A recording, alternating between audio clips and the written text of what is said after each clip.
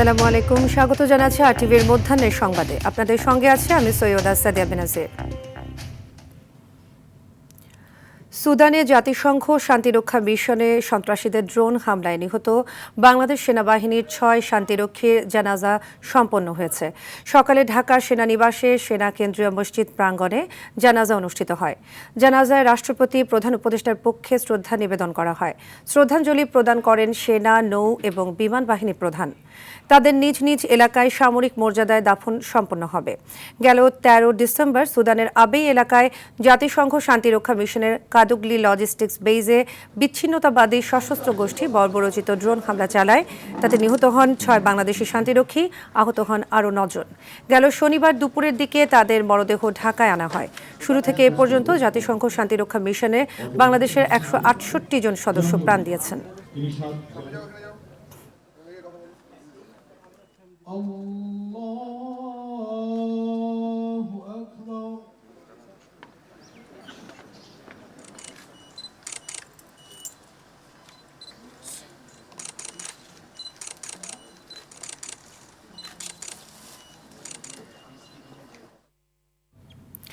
সুদানে জাতিসংঘ শান্তিরক্ষা মিশনের ড্রোন হামলায় নিহত হন নাটোরের লালপুর উপজেলার বোয়ালিয়াপাড়া গ্রামের সন্তান কর্পোরাল মাসুদ রানা। দেশের জন্য জীবন উৎসর্গ করা এই বীর সেনানীকে শেষবারের মতো এক নজর দেখতে অধীর অপেক্ষায় প্রহর গুনছেন স্বজন ও এলাকাবাসী। বেলা 11টার দিকে মাসুদ রানার মরদেহ বহনকারী হেলিকপ্টার তার গ্রামের বাড়ির সংলগ্ন করিমপুর সরকারি উচ্চ বিদ্যালয় মাঠে অবতরণের কথা রয়েছে। পরে সামরিক মর্যাদায় তাকে পারিবারিক কবরস্থানে দাফন করা হবে।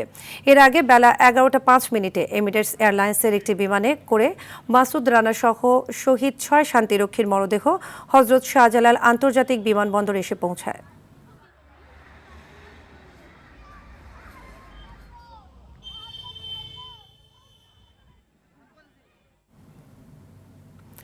এ বিষয়ে আরও জানাতে নাটোর থেকে সরাসরি যুক্ত হচ্ছেন সহকর্মী মোহাম্মদ কামাল হোসেন। কামাল, মাসুদ রানার দাফন সম্পর্কে সব শেষ আপডেট আমাদের জানাবেন, সেখানকার সার্বিক পরিস্থিতি আমাদের জানাবেন। গত 13 ডিসেম্বর সুদানে মিশনে সন্ত্রাসীদের ড্রোন হামলায় নাটোরের লালপুর উপজেলা কর্পোরাল মাসুদ নিহত হয়েছে। সেই মাসুদ রানার মরদেহ আজকে সামরিক হেলিকপ্টারে এই লালপুর উপজেলার করিমপুর উচ্চ বিদ্যালয়ে তার নিজ গ্রামে আসার কথা রয়েছে।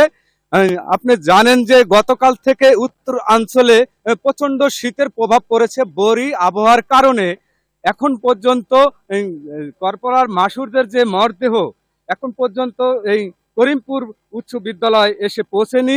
অধীর আগ্রহে অপেক্ষা করছে এই এলাকার গ্রামের সাধারণ সচেতন মানুষ সহ এবং তার স্বজনেরা বলছেন যে কর্পোরাল মাসুদ আজ থেকে 7 বছর আগে অর্থনৈতিক অভাব খোঁচাতে পরিবারকে স্বাচ্ছন্দ্য বোধে রাখতে কিন্তু তিনি এই শান্তি মিশনের সৌজন্যে তিনি সুদানে গিয়েছিলেন।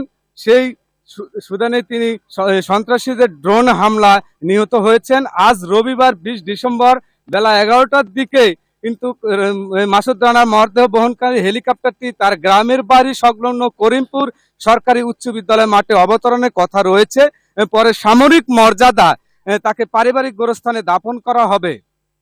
আন্তঃবাহিনী সংযোগ পরিদপ্তর আইএসপিআর সূত্রে আমি জেনেছি, তারা জানিয়েছেন শনিবার 20 ডিসেম্বর বেলা 11টা 5 মিনিটে এমিরেটস এয়ারলাইন্স একটি বিমান মাসুদ রানা থেকে হযরত শাহজালাল বিমানবন্দর থেকে সেখানে তার জানাজা শেষে সামরিক যে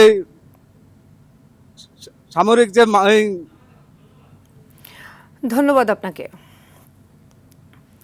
ঢাকা বিশ্ববিদ্যালয়ের বঙ্গবন্ধু শেখ মুজিবুর রহমান হলের নাম পরিবর্তন করে শহীদ ওসমান হাদি হল লিখেছেন সাধারণ শিক্ষার্থীরা। শনিবার রাতে হলের প্রধান ফটকের উপর থেকে পূর্বের নাম মুছে নতুন এই নামকরণ করা হয়। শিক্ষার্থীরা জানান 5 আগস্টে আওয়ামী লীগ সরকার পতনের পর হলটির পূর্বের নাম ভেঙে ফেলা হয়। এরপর নতুন নাম দেওয়ার চেষ্টা করা হলেও বিশ্ববিদ্যালয় প্রশাসন তাতে রাজি না হওয়ায় তা সম্ভব হয়নি। তবে এবার হল সংসদের প্রস্তাবের ভিত্তিতে নতুন এই নাম দেওয়া হয়েছে। এই হলের নাম এখন এখনই শহীদ শরীফ ওসমান বিন হাদির সমাধি দর্শনার্থী ভক্তদের জন্য খুলে দেওয়া হচ্ছে না বলে জানিয়েছেন ডিএমপির রমনা বিভাগের ডিসি মাসুদ আলম। সকালে জাতীয় কবি কাজী নজরুল ইসলামের সমাধি পাশে শহীদ হাদির সমাধির নিরাপত্তা পরিদর্শন শেষে তিনি একথা বলেন। নিরাপত্তাজনিত কারণে সীমানার বাইরে থেকে কবর জিয়ারত বা দোয়া করার অনুরোধ জানান তিনি। এদিকে ভোর থেকেই সমাধি চত্বরের বাইরে ভিড় করছেন দর্শনার্থীরা, দোয়া মোনাজাত করছেন অনেকে। খুনি মাস্টারমাইন্ড সহ জড়িতদের গ্রেপ্তারের দাবি জানিয়েছেন তারা। পাশাপাশি হাদির ইনসাফের বাংলাদেশ গড়ার জন্য সবাইকে ঐক্যবদ্ধ হওয়ার আহ্বানও জানান আগতরা।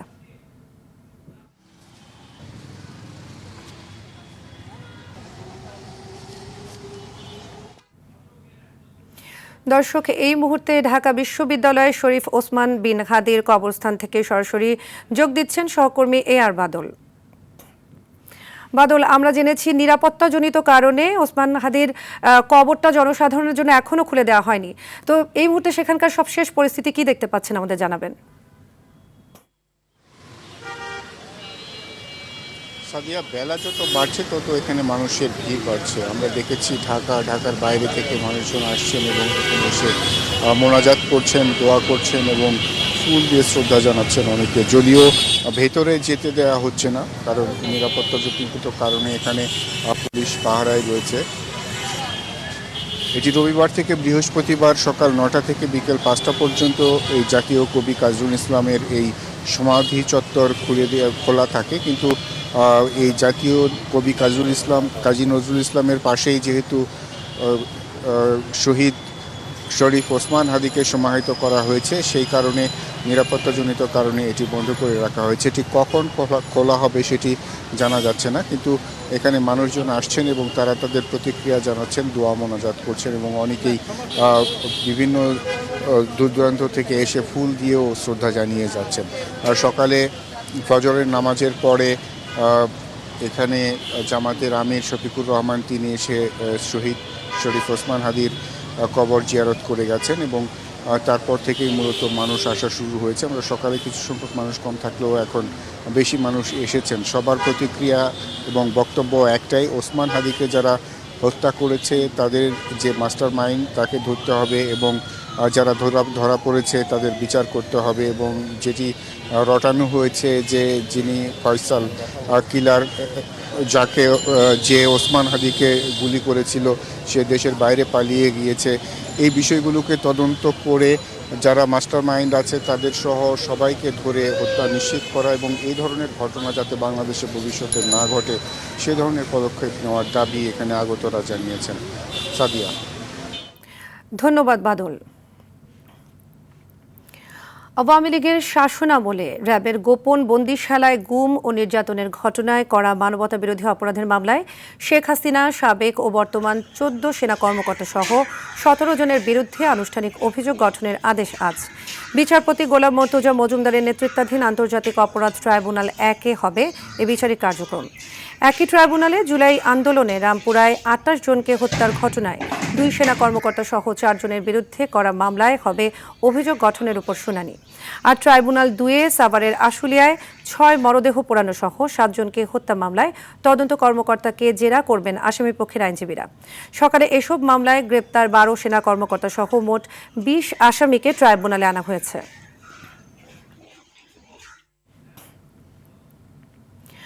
দর্শক, এই মুহূর্তে আন্তর্জাতিক অপরাধ ট্রাইব্যুনাল থেকে সরাসরি যোগ দিচ্ছেন সহকর্মী GM মাহমুদ। মাহমুদ, সাবেক ও বর্তমান সেনা কর্মকর্তাদের আনুষ্ঠানিক অভিযোগ গঠনের আদেশ আজ, তো এই বিষয়ে বিচারিক কার্যক্রম সম্পর্কে আমাদের জানাবেন।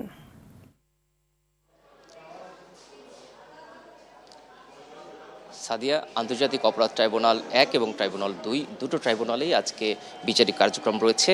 মোট 3টি মামলা কিন্তু আজকে ট্রাইব্যুনালে রয়েছে। এর মধ্যে ট্রাইব্যুনাল 2 যেটি, এখানে আশুলিয়ায় 6 লাশ পোড়ানো সহ 7 জনকে হত্যা মামলার আজ শেষ সাক্ষীকে জেরা করছেন আসামিপক্ষের আইনজীবীরা। এটি ইতিমধ্যে শুরু হয়ে গিয়েছে।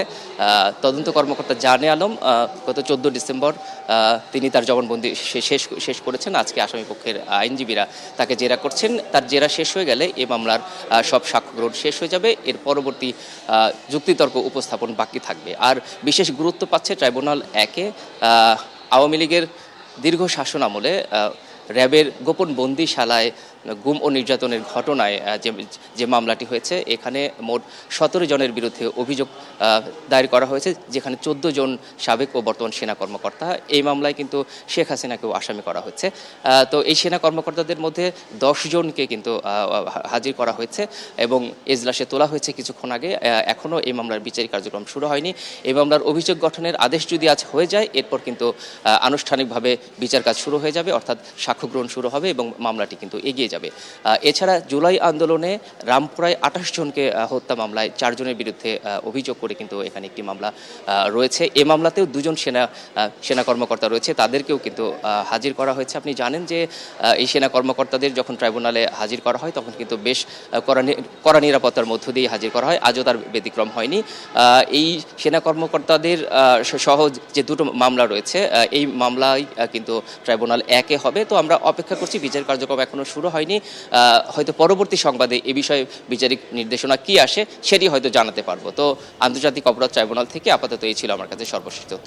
সাদিয়া। মাহমুদ, আপনাকে ধন্যবাদ। রাজশাহী বিশ্ববিদ্যালয়ে ফ্যাসিবাদের সঙ্গে যুক্ত শিক্ষক ও আওয়ামীপন্থী ডিনদের বিরুদ্ধে কঠোর কর্মসূচি পালন করছেন রাজশাহী বিশ্ববিদ্যালয়ের কেন্দ্রীয় ছাত্র সংসদের সাধারণ সম্পাদক সালাউদ্দিন আম্মার। আওয়ামীপন্থী 6 জন ডিনের পদত্যাগ নিশ্চিত করা এবং ফ্যাসিবাদের সঙ্গে সংশ্লিষ্ট শিক্ষক কর্মকর্তাদের অপসারণের দাবিতে তিনি অপারেশন জিরো টলারেন্স কর্মসূচি পালন করছেন। এর আগে গতকাল রাতে ফেসবুক পোস্টে তিনি উল্লেখ করেন, রোববার সকাল 10টায় রাকসু ভবনের সামনে থেকে কর্মসূচি শুরু হবে।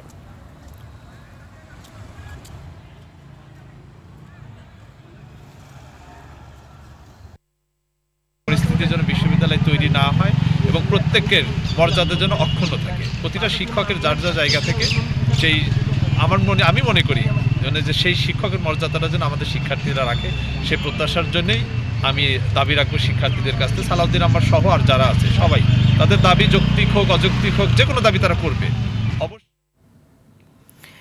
এ বিষয়ে আরও জানাতে রাজশাহী থেকে সরাসরি যুক্ত হচ্ছেন সহকর্মী মোস্তাফিজ রকি। মোস্তাফিজ, আজকে যে রাকসু ভবনের সামনে যে কর্মসূচি রয়েছে সে বিষয়ে সর্বশেষ তথ্য এবং সেখানকার সার্বিক পরিস্থিতি আমাদের জানাবেন। সাদিয়া, কিছুক্ষণ আগে রাজশাহী বিশ্ববিদ্যালয়ের সামনে এসেছিলেন রাকসু যে জিএস রয়েছেন সালাউদ্দিন আম্মারের সঙ্গে দেখা করতে। এরপরে তাদের মধ্যে এই আন্দোলন নিয়ে বেশ কিছুক্ষণ কথা হয়েছে। এরপরেই আমরা দেখেছি যে তারা দুজনই সাংবাদিকদের সাথে কথা বলেছেন। এরপর দুজনই পায়ে হেঁটে তারা এই সিরাজি ভবনে যে ভবনটি রয়েছে তারা কিন্তু সেইখান থেকে ত্যাগ করেছেন। এখন দুজনের অবস্থান কোথায় রয়েছে সেটি এখন পর্যন্ত আমরা জানতে পারিনি। তবে যেটি আসলে প্রক্টর যিনি রয়েছেন মাহবুবুর রহমান, তিনি গণমাধ্যমের সাথে কথা বলেছেন যে তিনি এখানে মূলত দেখা করতে আসছেন সালাউদ্দিন আম্মারের সাথে, যেন কোনো ধরনের অনাকাঙ্ক্ষিত পরিস্থিতি না তৈরি হয় সেটির নিশ্চয়তা নিতে এবং অনুরোধ করতে যে বিষয়গুলি রয়েছে ডিনদের, আওয়ামী লীগপন্থী যে ডিনদের বলা হচ্ছে যে পদত্যাগের বিষয়টি, তিনি বলছেন যে এটি সম্পূর্ণই যিনি উপাচার্য রয়েছেন তার এখতিয়ার বহির্ভূত। তিনি এই বিষয়টিকে তিনি বিবেচনা করবেন এবং বিষয়টি দেখবেন। এবং সালাউদ্দিন আম্মার বলছেন যে এখন পর্যন্ত যারা ফ্যাসিবাদ বা আওয়ামী লীগের যারা আমলের ডিন রয়েছেন তাদের মেয়াদ এরই মধ্যে শেষ হয়েছে ডিসেম্বরে। এরপরেও তারা আসলে এই তাদের যে অফিস সেখানে তারা আসছেন এবং তারা তাদের যে কর্মযোগ্য সেটি তারা চালিয়ে যাচ্ছে।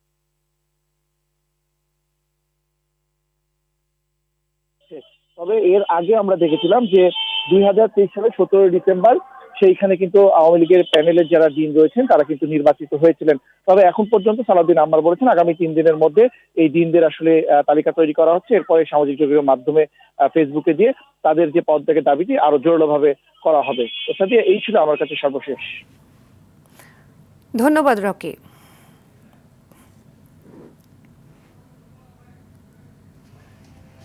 এরই সাথে শেষ করছি মধ্যাহ্নের সংবাদ। দুপুরের সংবাদ 2:45 দেখার আমন্ত্রণ রইল। ধন্যবাদ সবাইকে।